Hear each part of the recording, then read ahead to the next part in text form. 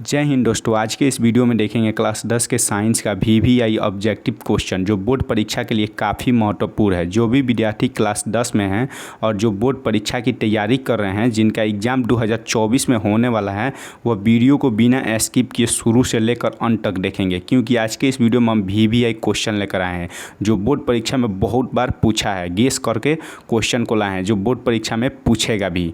तो वीडियो को स्टार्ट करते हैं। पहला क्वेश्चन है, प्रकाश के किरणें के समूह को कहते हैं।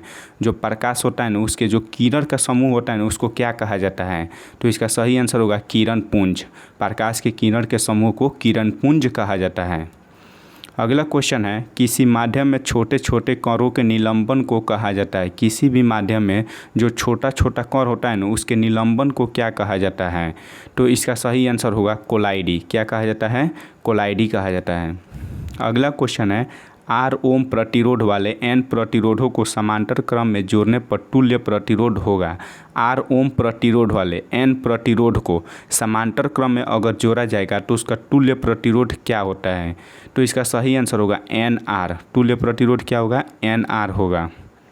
अगला क्वेश्चन है, ओम का नियम निहित है। ओम का नियम किसे कहा जाता है? तो ओम का नियम को किसे संकेत किया जाता है, यही पूछ रहा है क्वेश्चन। तो इसका सही आंसर होगा ऑप्शन नंबर बी, V बराबर IR। जो V बराबर IR होता है ना, इसी को बोला जाता है ओम का नियम। अगला क्वेश्चन है, विद्युत धारा की प्रबलता का SI मात्रक है। जो विद्युत धारा होता है ना, उसकी प्रबलता का SI मात्रक क्या होता है? तो इसका सही आंसर होगा एम्पियर। जो विद्युत धारा होता है ना, उसकी प्रबलता का SI मात्रक एम्पियर होता है। अगला क्वेश्चन है, विद्युत धारा उत्पन्न करने की युक्ति को कहते हैं। जो विद्युत धारा होता है ना, जो विद्युत धारा उत्पन्न करता है, उस युक्ति को क्या कहा जाता है? तो इसका सही आंसर होगा जनित्र। जनित्र क्या होता है? विद्युत धारा उत्पन्न करने की युक्ति होता है। अगला क्वेश्चन है, निर्गत किरण एवं अभिलंब के बीच को कोण को कहते हैं। जो निर्गत किरण होता है ना और अभिलंब होता है, उस दोनों के बीच को कोण को क्या कहा जाता है? जैसे यह सतह हो गया, इस पर प्रकाश पड़ रहा है और यहाँ से प्रकाश टकरा कर निकल रहा है, तो यह निर्गत किरण हो जाएगा और यह अभिलंब हो जाएगा। यही दोनों के बीच को कोण को क्या कहा जाता है? तो इसका सही आंसर होगा निर्गत कोण। निर्गत कोण कहा जाता है। अगला क्वेश्चन है, धारा मापने के यंत्र को कहते हैं। धारा मापने के यंत्र को क्या कहा जाता है? जो धारा मापता है ना, उस यंत्र को क्या कहा जाता है? तो इसका सही आंसर होगा आमीटर। आमीटर से धारा मापा जाता है। अगला प्रश्न है, डायनोमो से किस प्रकार की धारा प्राप्त होती है? डायनोमो होता है ना, उसे किस प्रकार की धारा प्राप्त होती है? तो इसका सही आंसर होगा दोनों धाराएं, डिस्ट धारा और प्रतिवर्ती धारा।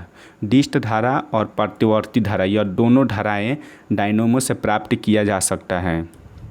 अगला क्वेश्चन है, आवेश का मात्रक है। आवेश का मात्रक क्या होता है? तो आवेश का मात्रक होता है कूलॉम। आवेश को किससे संकेत किया जाता है? कूलॉम से। अगला क्वेश्चन है, नवीकरणीय ऊर्जा का स्रोत है। नवीकरणीय ऊर्जा का स्रोत क्या होता है? देखिए, नवीकरणीय ऊर्जा उसको कहते हैं जो लाइफ में कभी समाप्त ना हो, तो इसी को नवीकरणीय ऊर्जा बोला जाता है। जैसे सौर ऊर्जा हो गया, सौर ऊर्जा हो गया, नवीकरणीय ऊर्जा हो गया, यह लाइफ में कभी भी समाप्त नहीं होगा। अगला क्वेश्चन है, विद्युत बल्ब के फिलामेंट में किस तत्व का उपयोग होता है? जो विद्युत बल्ब होता है ना, जो लालका बल्ब होता है रेड कलर का, उसके जो फिलामेंट होता है ना, उसमें किस तत्व का उपयोग किया जाता है? जो विद्युत बल्ब का फिलामेंट होता है, उसमें किस तत्व का उपयोग किया जाता है? तो इसका सही आंसर होगा टंगस्टन। टंगस्टन का उपयोग किया जाता है। अगला क्वेश्चन है, अभिनेत्र लेंस फोकस दूरी में परिवर्तन किया जाता है। अभिनेत्र लेंस फोकस दूरी में क्या परिवर्तन किया जाता है? अभिनेत्र लेंस होता है ना, फोकस दूरी में परिवर्तन किया जाता है। तो इसका सही आंसर होगा ऑप्शन नंबर सी, पक्षमाभी मांसपेशियों द्वारा। पक्षमाभी में मांसपेशियाँ होता है ना, उसके द्वारा अभिनेत्र लेंस की फोकस दूरी को परिवर्तन किया जाता है। अगला क्वेश्चन है, अवक्षेपर अभिक्रिया से किस प्रकार का लवण प्राप्त होता है? जो अवक्षेपर अभिक्रिया है ना, उसे किस प्रकार का लवण प्राप्त होता है? तो इसका सही आंसर होगा अविलय। अविलय मतलब होता है जो जल में नहीं घुलता है। जो जल में नहीं घुलता है उसी को कहा जाता है अविलय, और विलय होता है जो जल में आसानी से घुल जाता है, उसे विलय कहा जाता है। अगला क्वेश्चन है, बेकिंग सोडा का रासायनिक नाम है। बेकिंग सोडा का रासायनिक नाम क्या है? तो इसका सही आंसर होगा sodium hydrogen carbonate. Sodium hydrogen carbonate को बेकिंग सोडा कहा जाता है। अगला क्वेश्चन है, अयस्क धातु का निष्कर्षण तथा उसका परिष्करण कर उपयोगी बनने के प्रक्रम को क्या कहते हैं? अयस्क धातु का निष्कर्षण तथा उसका परिष्करण कर उपयोगी बनने के प्रक्रम को क्या कहते हैं? तो इसका सही आंसर होगा धातु कर्म। धातु कर्म किसे कहा जाता है? अयस्क से शुद्ध धातु प्राप्त करने की प्रक्रिया को धातु कर्म कहा जाता है।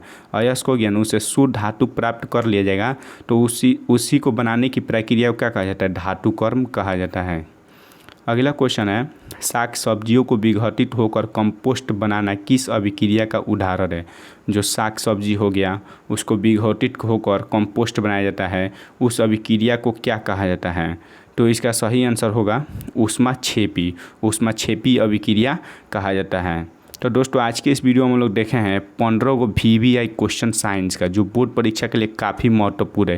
ये 15 क्वेश्चन में से 10 क्वेश्चन लड़ने की गारंटी दे रहे हैं, 10 को क्वेश्चन लड़ने की गारंटी दे रहे हैं, जो बोर्ड परीक्षा में पूछेगा तो आप लोग वीडियो को ध्यान से सुनिएगा और बिना स्किप किए पूरा क्वेश्चन को नोट करके रट जाइएगा। तो अगले वीडियो में हम फिर से देखेंगे साइंस का VVI ऑब्जेक्टिव क्वेश्चन। आज के वीडियो में इतना ही।